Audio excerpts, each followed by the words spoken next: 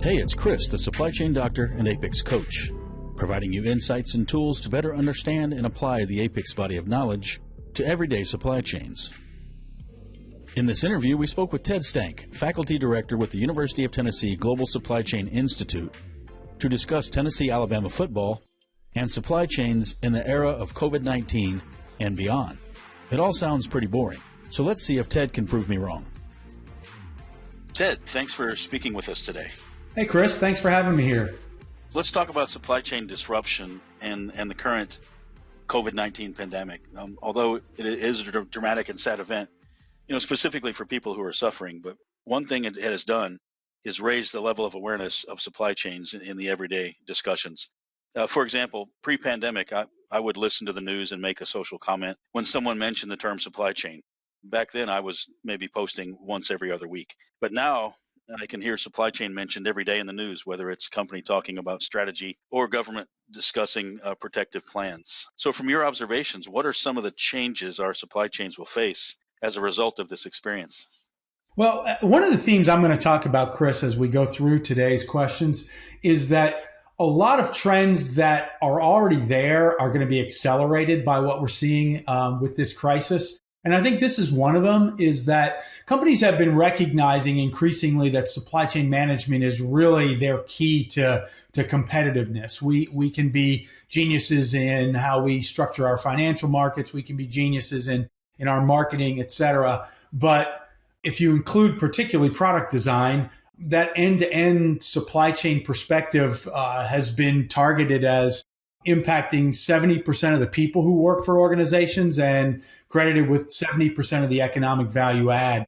And I think that's increasingly being realized. It's sad that it takes time, a crisis, for organizations to realize how important we are to value creation, but there you have it. And it's not a surprise, I think. I'm former military.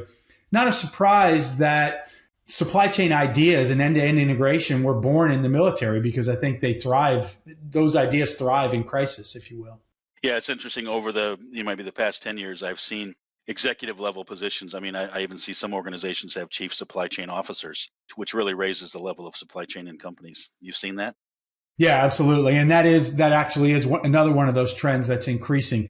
We're seeing far more Fortune 500s instituting that chief supply chain officer and making it a true integrated end-to-end. So areas of the organization that would never have been under an integrative control position are now there, like manufacturing and chief procurement officers, et cetera, are all in this end-to-end integrated organizational structure.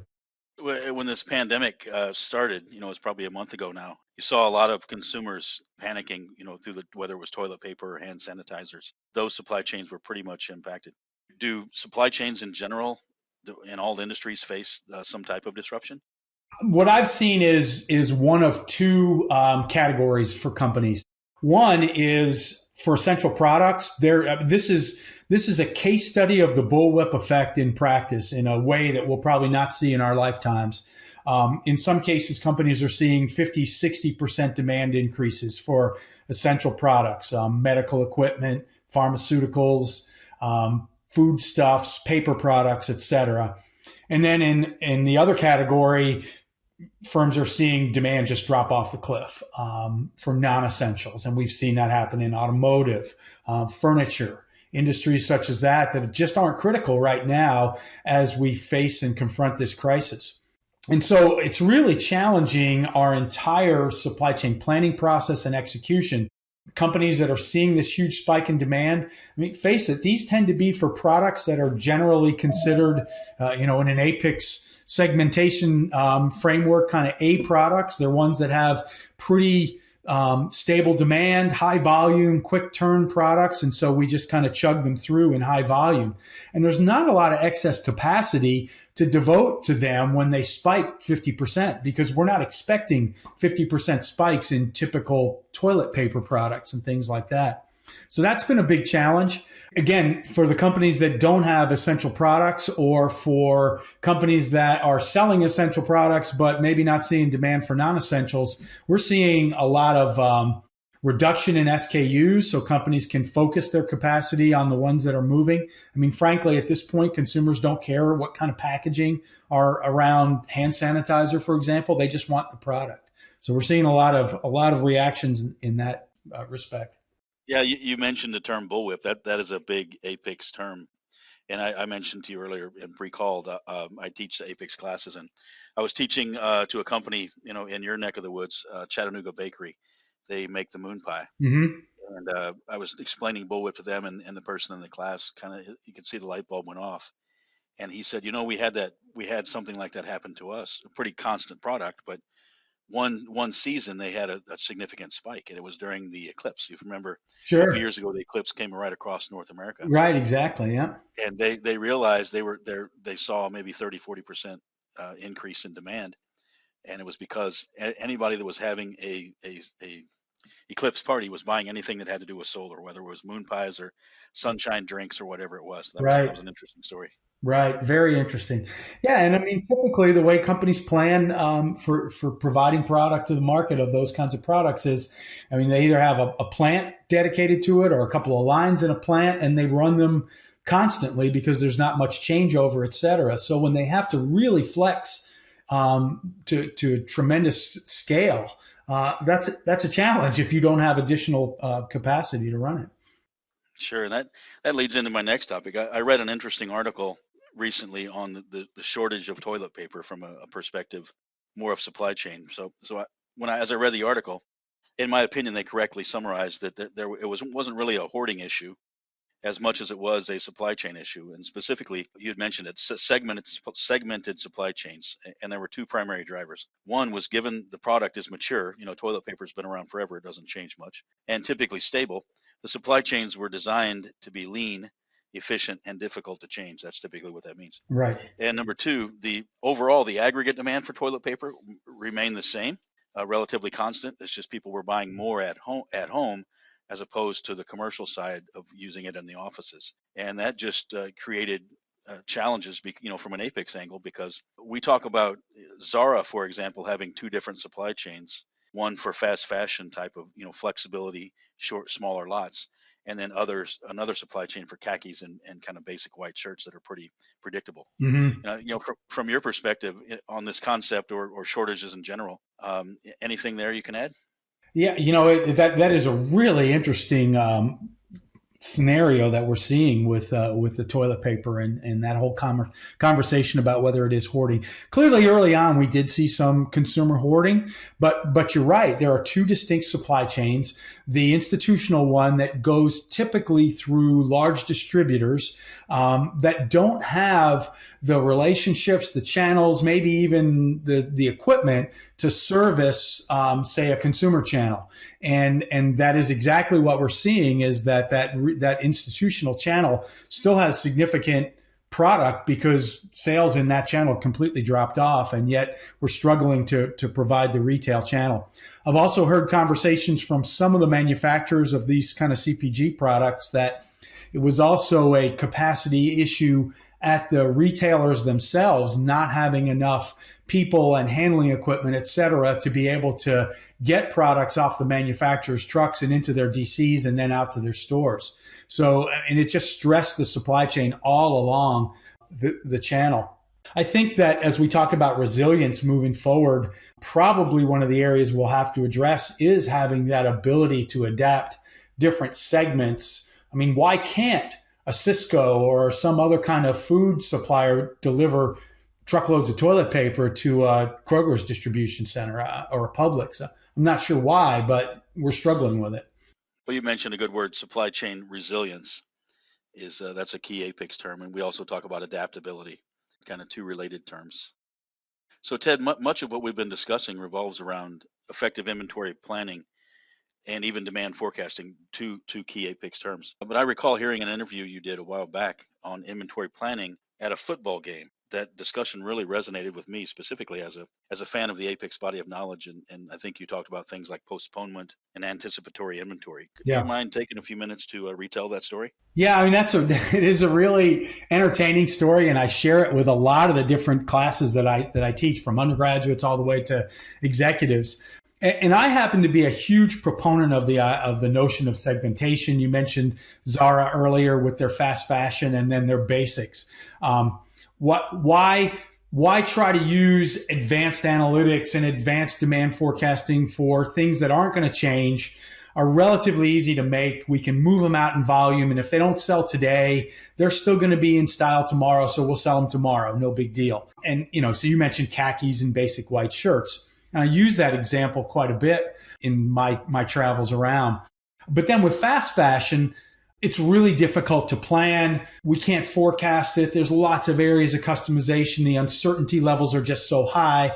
And if we tried to activate our typical long lead time supply chains and be able to have months of product in the pipeline to provide it, we would fail because we just can't guess what's going to move and what's not going to move. And Zara really was an innovator in saying we're going to really shorten our cycle time so that we can respond quickly, move what's out there when it's hot, and then move on to the next thing.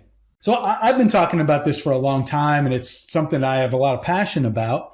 You're right, though, questionable about times like this, whether there's some real downsides to it.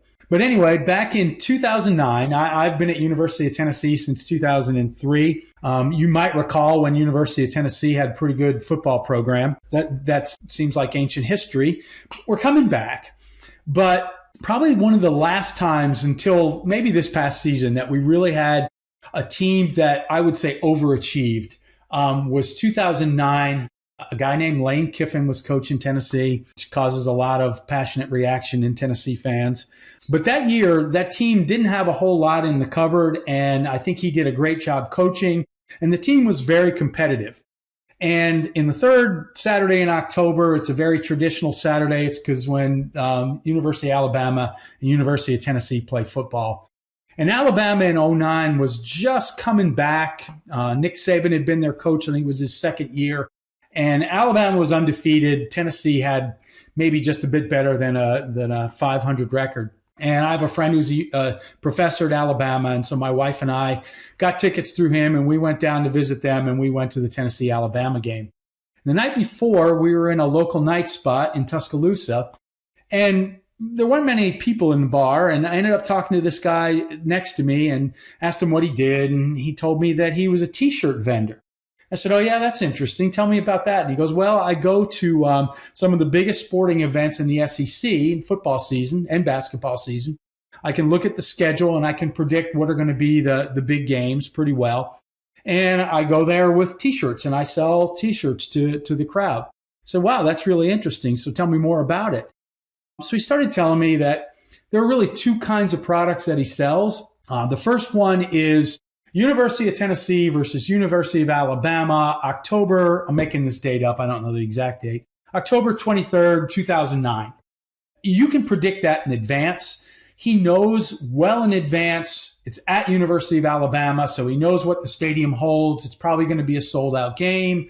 What percentage of the fans are going to be Alabama fans? What percentage are going to be Tennessee fans? Of those, he has historical data of how many people buy T-shirts. So he can pre-print a bunch of crimson and white ones that say Tennessee versus Alabama, that date, and a bunch of orange and white ones in appropriate volumes based on the crowd and where it is, et cetera. And they go around. That's going to be generally speaking, that will be a late afternoon game on one of the networks. So people will be tailgating a lot.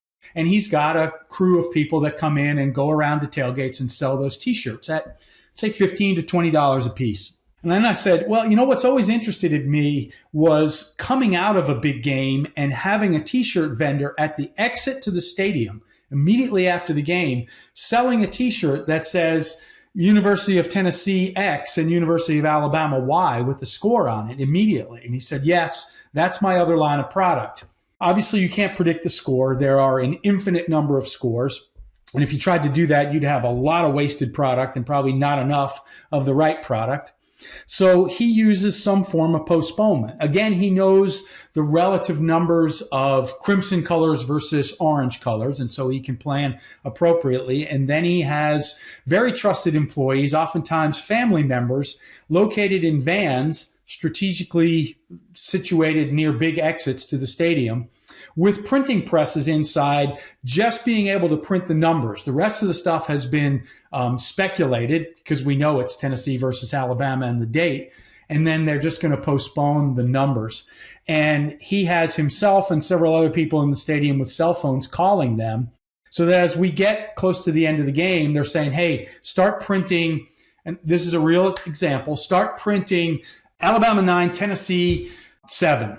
And they start printing it. And what actually happened in the game was, with about a minute left in the game, Alabama had the ball fumbled on Tennessee's 45-yard line. Tennessee got the ball, and over the course of the next minute drove down to close to Alabama's goal line and was getting ready to kick the field goal that would put Tennessee up 10-7 and really, or 10-9, and end the game and give Saban's team its first defeat. So, of course, he called his people and told them to hold the presses. Alabama unfortunately blocked that kick, and Tennessee lost. And then they started reprinting the 9-7 ones. And as very happy Alabama fans left the stadium, they could see Alabama 9, Tennessee 7 T-shirts and be charged $40, but they were happy to buy them because Alabama remained undefeated, and it went on to be actually Saban's first championship at Alabama. Yeah, that's a great story. I think every APICS person should hear that. So it even impacts, what you said right at the end, margins, right? So sure, they were able to sell the shirts at a higher price. Well, and that's it. That's the key, right? Is it's a trade-off of inventory versus operating cost. I'm sure he paid those folks in the van more. His operating expenses were higher, but the trade-off with A, not having all that bad inventory, and B, being able to charge the greater margins. As I said, I think I'm gonna try to get this in front of every APICS person that I know. Yeah. But that's obviously a very compressed supply chain there. But that's a great example. Right. Especially Right. You mentioned postponement and all those other things. So so far we've talked, Ted, mainly about exceptional events, causing supply chain disruption. Where are the biggest disconnects you see today in traditional supply chains that may cause everyday disruptions? We continue to struggle with planning as much as we throw a lot of resources, a lot of talent at forecasting. It's still a major challenge. I think that remains. A lot of times it's what we do to ourselves, that we have data, but companies really struggle with data management and getting the right data to the right places so that we can use our advanced analytics to look at it. I think that kind of breakdowns in visibility, both internally and externally, from what I've seen, are one of the biggest challenges we have in standard day-to-day operations. I think we continue to cycle in the way we deal with really key relationships. In good times, we tend to try to pinch pennies on our negotiating relationships with our supply base. And then when times get tough and there's capacity shortages, we go to those same suppliers and say, hey, can you help us? And they tend to help the companies that have worked with them collaboratively and not provide to those who need it. And one of the things I'm seeing in these war room calls with a lot of companies today, again, this is coming back to disruption, but one of the real benefits is when companies have great relationships with their both goods and service providers, because those companies will step up and really go the extra mile for the ones they have good relationships with. Yeah, that's interesting. I was thinking, as you said that, we talk a little bit about relationships in our APICS classes, but maybe we could invest more time in that and less time on planning ABCs and everything else. But it's important, but boy, we just haven't gotten the improvements in forecast accuracy that we would have hoped over the years. Yeah, so point of sale, and I think what you're referring to as CPFR, they've been around for a while now. Yeah. And is visibility and sharing still a challenge? Still a challenge. It's still a challenge. I'm working some major research projects with a couple of our big partners now, and it's really addressing a lot of the things that we're talking about. How can they increase their flexibility, their speed of response, both upstream with their vendors as well as in their manufacturing and distribution processes. And you can look at a lot of things in the facility itself about, speeding changeover times and labor that has multi capabilities to move from one line to another, et cetera. And those are all important. But at the end of the day, what we see are the biggest bottlenecks are this lack of visibility and lack of being able to get the data to the right place at the right time. I've been doing this 30 years, and you're right. We've been talking about a lot of these collaborative planning techniques for a long time. I think the difference from when I first started to now is when I first started, we didn't have the tools to capture the data and get it to the right place. Today, we have those tools, and A, either because we have broken processes, or B, because increasingly today we find ourselves drowning in data and we can't find the right information in all that data. We're at the other end of that spectrum where we still can't get the right information because we just don't have the right processes, or we don't know where to go to be able to pull that data out and turn it into good info. So as you said, you mentioned data versus information. I guess there's a big discrepancy. Yeah, I mean, I think it's something that firms still struggle with. And not coincidentally, one of the biggest growing majors at University of Tennessee is business analytics and statistics. And again, you're down in the Atlanta area. Georgia Tech obviously is one of the pioneers in that area, but it's one of the biggest growing majors. And the biggest growing minor for supply chain majors at Tennessee is business analytics, and vice versa. Yeah, data. What was the one? Data scientist. That seems to be a new field of study as well. Right. And to be able to get a data scientist who has an understanding of supply chain concepts, or a supply chain professional who has an understanding of data science is magic that every recruiter is looking for. So along those lines, I hear predictive analytics and things like artificial intelligence discussed all the time. Do you expect these will have an impact on supply chains, maybe in terms of demand forecasting? Or I do. I really do. I think that we are in relatively early stages of what is going to be a revolution. And I think, again, this COVID-19 crisis is going to accelerate a lot of those trends. But I think that demand planning, risk management and planning, manufacturing scheduling, all those kinds of planning and resource allocation processes are going through a major revolution as we bring online more digital technologies, thinking technologies like AI, administrative processes like robotic process automation, RPA, things like that. We've got some folks who are working on the ability to capture natural language to be able to use that almost real time to predict changes in demand, because people increasingly are tweeting their thoughts or putting it on Facebook, et cetera. I just read about a kid, literally just before our call, Chris, I read about a kid who's a senior at Cornell who has put together an analytics tool that will scrape posts on Reddit in real time and be able to assess the success or failure, as far as fans are concerned, of the NFL drafts that are going to go live tonight or tomorrow night.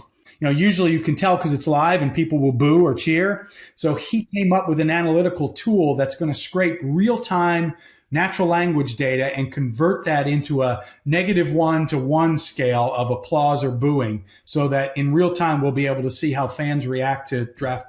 In your discussion, you mentioned a term that got me thinking about another interview I did. You said asset management. I interviewed Benn Konsynski. I don't know if you know him. He's a professor at Emory, more on the computer science side. I've heard the name, I believe. He mentioned that supply chain management was really about two things: asset management and moving inventory. So he said one thing is keeping things still, and then keeping things moving. Mm-hmm. That was an interesting perspective. I'll have to refresh myself on that one. Yeah, I agree with him. We call it movement and storage, but same thing, right?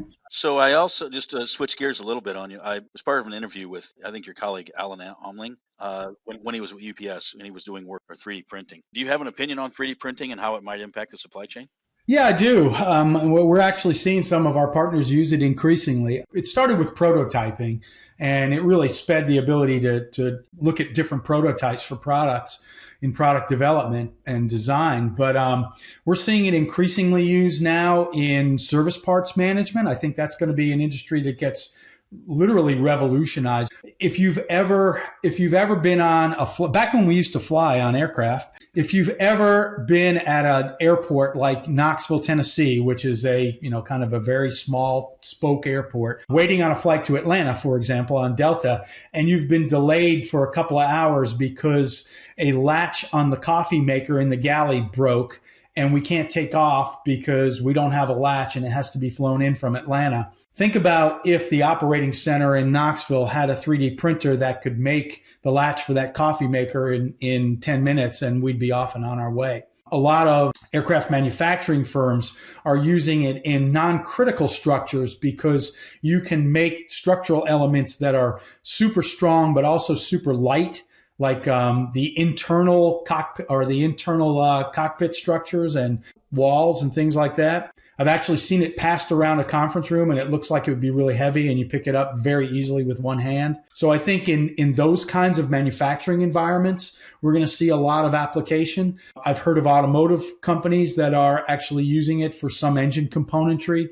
And again, that has tremendous implications for downstream repair and replace. I think in some consumer settings, we're going to see it increasingly.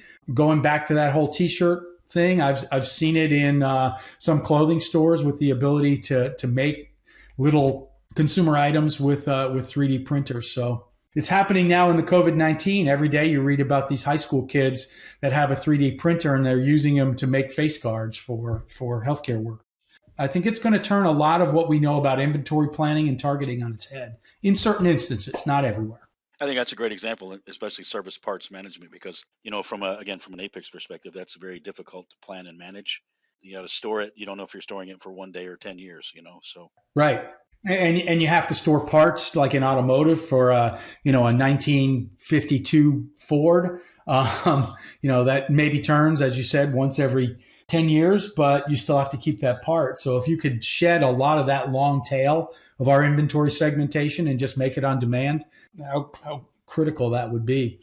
A good perspective so far. So as we kind of ramp down, you mentioned earlier a little bit of a supply chain risk. Are you doing any research or work in that space? Yeah, I'm not per se, although we have folks on our faculty who are working specifically in risk. One of the things that I've been working on over the last several years really is related to global supply chain location decisions, and clearly risk is a really big part of that. We've created a framework that we call EPIC, and EPIC stands for economic characteristics.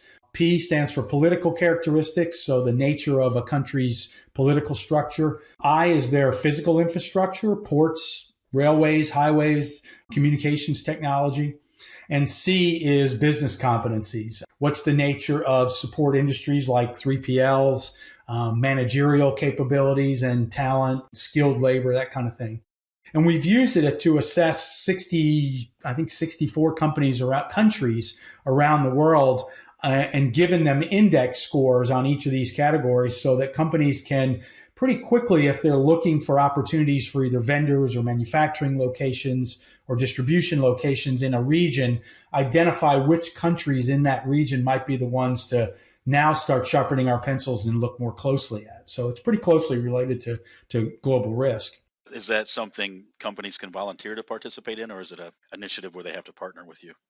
The framework is available to the public. We're actually going to launch our newest version of it in a couple of days.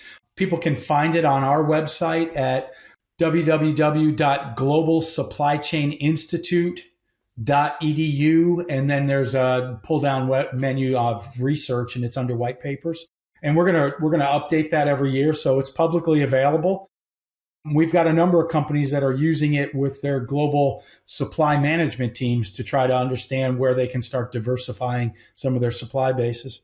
Okay, and as just an APICS question, how does that tie into SCORE? Yeah, what we've tried to do, this doesn't link directly into SCORE, but what we've tried to do is look at characteristics of EPIC that impact sourcing and the capabilities of vendors in a particular area. If a company wanted to set up its own manufacturing or joint venture manufacturing and distribution. So clearly it links to plan, source, make, deliver, as the SCORE model would say.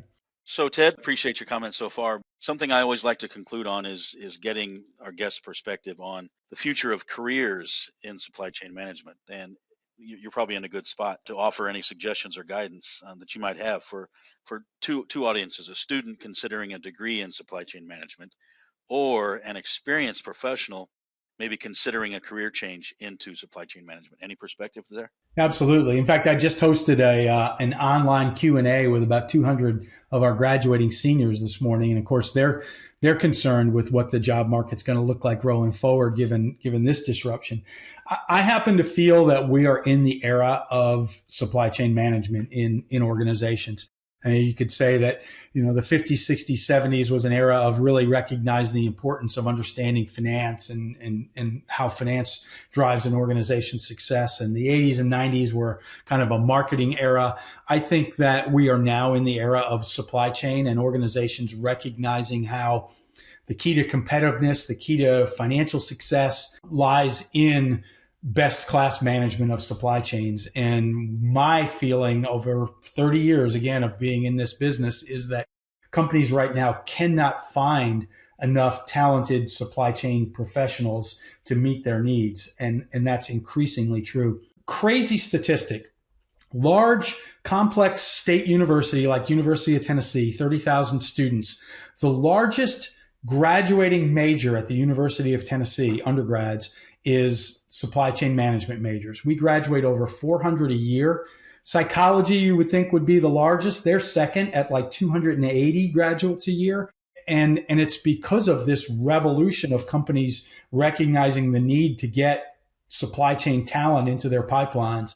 So I think that this is going to continue for a long time. I think that really tragic events like what we're going through today only heightens that recognition by organizations that they need more talented supply chain professionals. So whether you're entry level or whether you're somebody that brings a work experience and a skill set into it, I think that the opportunities are really bright. I mentioned earlier that combination of analytics and data science with supply chain, and I think that's a real area, particularly for somebody with some experience. Well, one thing's for sure from my experience and my networking, being relatively close to your market, is a supply chain management degree from University of Tennessee is pretty much a golden ticket. Thanks. I mean, one of the things we do is keep really close to folks like you and our industry partners to make sure that we're learning what they're doing and then teaching our students that too. So. And even from the student perspective, I manage the APICS chapter in Atlanta, one of the biggest in the country, and I would say at least once a month I'm getting a call from a professor from a new university that wants to set up an APICS chapter for their students. So, and we're right now about 30% of our members are students. Is that right? Yeah, that's good to hear. Good to hear. And another thing for students is APICS membership is free for students as long as you can validate that you're a full-time student. So that's good to know. And that's a great way for a student to launch their career, is to be able to have that kind of professional network. How about experienced professionals, maybe people that have been out of school for a bit? You think it's wise for them to try to make that change into supply chain management? I think so, and I have direct experience with that. I have a son who is a computer and electrical engineer and worked in that field for a long time. Ended up going to work for a medium-sized company in Nashville and is leading their supply chain analytics group, really kind of standing up a lot of their analytics processes around planning and manufacturing, scheduling, et cetera. And eventually, once we get past what we're in right now, we'll stand up that group with more headcount support. So that's a direct experience, and I think that applies for folks from a lot of different background areas in business that all contribute to supply chain. We've got accountants, finance people, marketing people, all of whom have an interesting perspective that relates to supply chain management. You spoke about EPIC already, so is there anything else that you're currently working on, or anything maybe the audience could learn from? Yeah, we stood up a group last year called the Advanced Supply Chain Collaborative. It contains right now 11 of our partner companies, and they're working with us really closely on 5 different research initiatives that our faculty are working with their folks to really explore issues that impact all of us. And we're going to try to find some answers and understanding across these different areas. We're looking at things like using advanced digitalization for inventory targeting. I kind of mentioned that earlier. We're looking at how we can improve both information visibility as well as cycle times to enhance supply chain agility. We've got a couple of our management folks looking at how we can transform our workforce into being more familiar and able to use digital tools as we go into this kind of brave new world of digitalization. Alan Amling, you mentioned Alan Amling. He's leading one looking at the true ROI of blockchain. We hear so much about blockchain. Where is it applicable? Where is the ROI? And then our last project this year is really looking at that data strategies. How can we make sure data is available in the right place at the right time so that we can access it and turn it into usable information? Ted Stank, thank you again for investing time with me and sharing your perspective. How can people get in touch with you if they're interested? Pretty simple, Chris. My last name is Stank. There's not a lot of those folks out there. So my email address is tstank, TSTANK, @utk.edu. Thank you. Thanks, Chris. This was fun.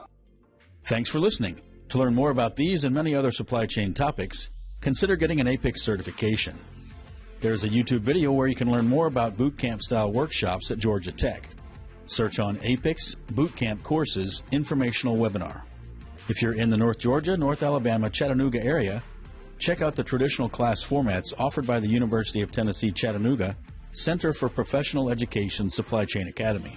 To learn more about general APICS and supply chain happenings around the Southeast, check out apicsatlanta.org. Optionally, the Supply Chain Doctor and APICS Coach can bring supply chain certification workshops to your company. Just send a note to chris@apicscoach.com. And remember, supply chain is boring,